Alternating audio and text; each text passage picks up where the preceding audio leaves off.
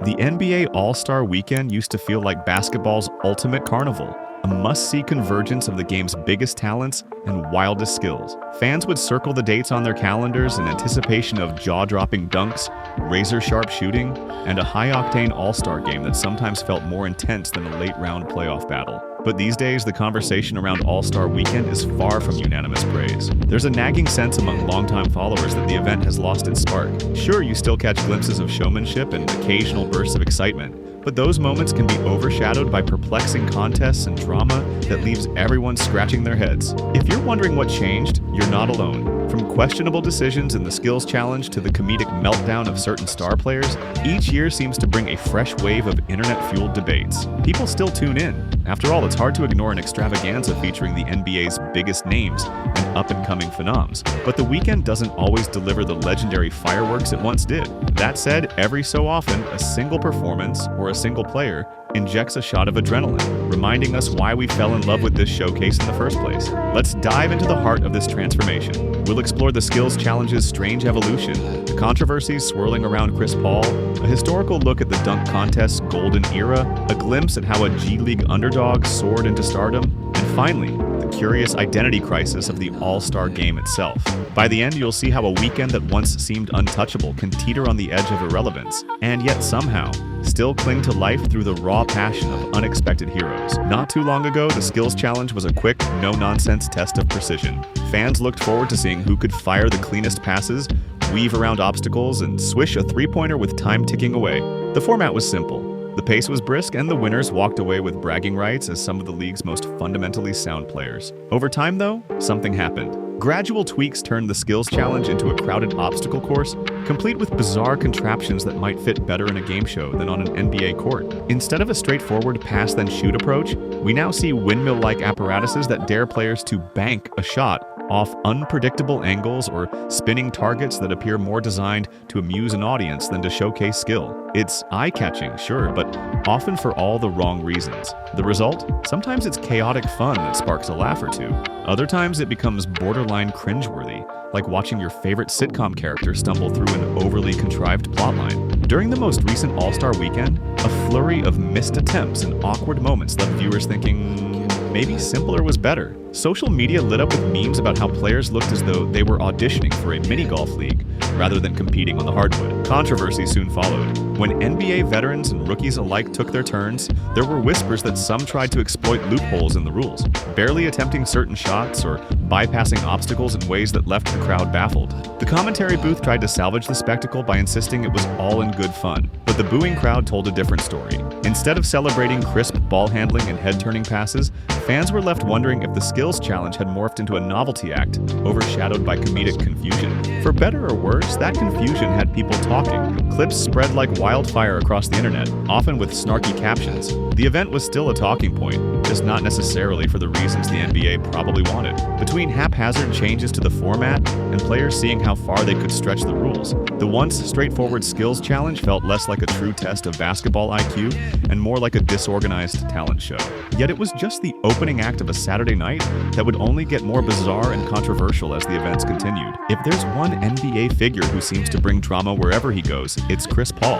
Admirers call him the ultimate floor general. Critics label him point fraud, and not without reason. He's notorious for pushing every edge of the rulebook, whether it's in the heat of a playoff series or apparently in the middle of a fun weekend showcase. So when Chris Paul stepped into the skills challenge, many viewers expected an intense display of perfect bounce passes and carefully measured jump shots. After all, he's known for being as detail-oriented as they come. What they got instead was a head-scratching demonstration of attempted shortcuts. At one stage, Paul and his partner encountered an obstacle that required a particular shot, yet they appeared to treat it like a game of, how can we do this without actually doing it? With half-hearted tosses and minimal effort, they tried to circumvent the official route entirely. A few fans initially chuckled, until they realized Paul and his teammate were serious. The boos started rolling in, and it became clear the crowd wanted no part of this rule-dodging performance art. Then came the official announcement, disqualified. To absolutely nobody's surprise, the typically vocal Chris Paul was not going to slink away quietly. He engaged in a tense back and forth with referees and event organizers, looking more like someone contesting a life-or-death legal decision than a star athlete at a weekend exhibition. Those in attendance reported seeing him gesturing angrily, pointing at various parts of the court as if he were presenting evidence in a trial. If you were looking for fun in games, you definitely didn't find it in that moment. When the dust settled, Paul refused to speak to reporters. Instead, he sent a young teammate, just 20 years old, to handle the media frenzy. That kid bravely tried to explain the situation, but let slip a critical detail. He claimed the booing was aimed squarely at Chris Paul rather than himself. I don't think I was booed. You didn't hear? I wasn't booed, right? Chris was. It was a brutal revelation, but you couldn't help but admire the rookie's candor. In an event designed to highlight skill and camaraderie, fans got an unexpected display of petty drama, overshadowing any actual moments of athletic brilliance. Social media predictably ran with the story. The Skills Challenge was renamed the Skills to Avoid Skills Challenge, starring Chris Paul, joked one viral tweet. Memes popped up with Paul's face superimposed over cartoon villains, summarizing the fiasco in a single image. And while any publicity might be good publicity, it sure painted a strange picture for a contest that used to be about celebrating well-rounded fundamentals. If the objective was to court controversy and spark debate, Chris Paul achieved it, but it came at the cost of the event's already waning credibility. Still, hope remained that the rest of Saturday night could redeem itself. After all, the dunk contest was about to start, and if the All-Star Weekend has any signature event, it's the moment we get to see the league's best athletes defy gravity.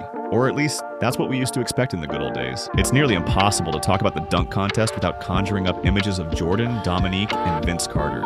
These are the giants who turned a few leaps toward the rim into iconic cultural moments. Jordan from the free throw line, Dominique's windmill thunder, Vince Carter's entire 2000 performance, which some still argue is the greatest of all time. For that single night in Oakland, Carter became a basketball immortal, throwing down dunks that left jaws on the floor. Fans rewatched the highlights on VHS tapes. Yes, VHS tapes, until they practically wore out. Those were the days when the dunk contest was the highlight of All-Star Saturday night, the must-see event that sparked playground debates for months. And it wasn't just the winners. Sometimes even the losers put on unforgettable shows, like when Aaron Gordon and Zach LaVine went at it, pushing each other to impossible heights with nearly flawless 50s. That's the raw excitement that turned the dunk contest from a halftime curiosity into a main event that could make a player an overnight sensation. Then came the props. For a stretch, participants turned to cars, phone booths, cupcake candles, and oversized mascots to spice up the spectacle. Some of it worked and turned into comedic gold. Some of it flopped, revealing that it was more about stagecraft than dunking prowess. Over time, fans began to grumble that the dunk contest was becoming stale. Still entertaining in flashes, but no longer the guaranteed showstopper. Yet the concept's essence remained powerful. A perfectly executed slam, blending creativity and precision, will always mesmerize viewers. When a player floats through the air contorting his body in ways that bend our understanding of physics, that primal cheer erupts. Nothing else in basketball quite matches the spectacle of a dunk performed at peak difficulty under the bright lights of All-Star Weekend. This season, with the festivities returning to the Bay Area, old memories of that year 2000 event fluttered back into fans' minds. Could we be on the verge of another legendary display that people would talk about for decades? Or were we in for another round of misfires and corny routines? The tension was palpable. Then, out of the blue, a G League guard nobody expected to be the star of the evening stepped onto the court and flipped the script in astonishing fashion. If you followed high school basketball mixtapes in recent years, you might have heard of McClung. Before he stepped onto the All-Star stage, he was a viral sensation known for jaw-dropping leaps and in-your-face dunks that seemed far too explosive for someone standing just 6'2". But in mainstream NBA circles, he was hardly a household name. That all changed the moment he was announced as a dunk contest participant. For those who'd seen his highlight reels, anticipation soared. This kid could jump out of the gym, plain and simple. Skeptics dismissed him as another novelty act. After all, he'd spent most of his pro career in the G League, rather than on the NBA's main stage. But the moment McClung took flight, it was clear something special was happening. In an event that often drags on with missed attempts and stage theatrics, he brought a refreshing burst of clean, powerful artistry. His first dunk was a revelation, an acrobatic combination of hang time and finesse that earned him a perfect 50 from the judges. The crowd erupted. Social media went berserk. With each succeeding attempt, McClung seemed to defy logic, nailing complex spins and creative finishes without burning through multiple do-overs. It felt like a return to the dunk contest's glory days, where skill and flair trumped props and overly orchestrated stunts. As the night wore on, the new star never let up. Another perfect 50, then another. And suddenly the storyline wasn't about a little-known G-leaguer trying to keep up. It was about whether the rest of the field could even touch him. Spoiler, they couldn't. McClung's consistency and execution put him in a league of his own. In under an hour, a player with minimal NBA experience had captured more hearts than entire rosters of better-known talents. He offered a jolt of excitement, reminiscent of the classic contests, proving that a small-framed underdog could hold the entire crowd in the palm of his hand through sheer athletic brilliance. It was a lesson in not underestimating the unknown, and a reminder that the dunk contest still has the power to create legends overnight. By the end of the evening, fans were calling him the savior of the dunk contest. The clips of his high-flying stunts racked up millions of views online, and for at least one night, all the cynicism that surrounds All-Star Weekend seemed to evaporate. McClung, a name most fans barely knew, had turned the dunk contest into must-see TV. The question was whether this newly reignited excitement could last through the rest of the weekend. After all, the All-Star Game had its own track record of underwhelming displays, and when you piece together all these elements, a skills challenge marred by convoluted gimmicks, Chris Paul's dramatic showdown over disqualifications, a dunk contest rescued by a little-known G-League phenomenon, and an all-star game that sometimes feels more like a friendly talent showcase, you see a weekend undergoing a profound identity shift. The NBA All-Star Weekend was once the highlight of the basketball calendar, a time when rivalries burned hot and stars rose to the occasion under the brightest possible lights. Now it's a mixed bag. You can still find incredible displays of skill if you look in the right places, like McClung's aerial artistry, but you also have to wade through controversies and half-hearted efforts along the way.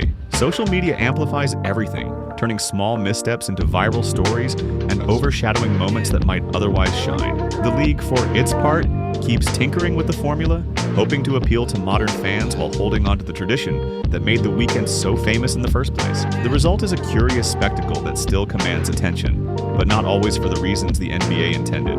Will the All-Star Weekend ever return to its legendary status? Or is it destined to remain a sometimes lackluster variety show, punctuated by occasional bursts of brilliance? That's the question many are asking, and it might take more than a single star turn, no matter how dazzling, to recapture the full magic of old. One thing's for sure, basketball fans won't stop tuning in. Love it or hate it, All-Star Weekend still occupies a unique place in the NBA landscape. And as we've seen, it only takes one fearless player, one breathtaking dunk, or one controversial moment to flip the narrative on its head. If there's anything that remains constant, it's that unpredictability, and that, more than anything, might be what keeps us coming back every single year.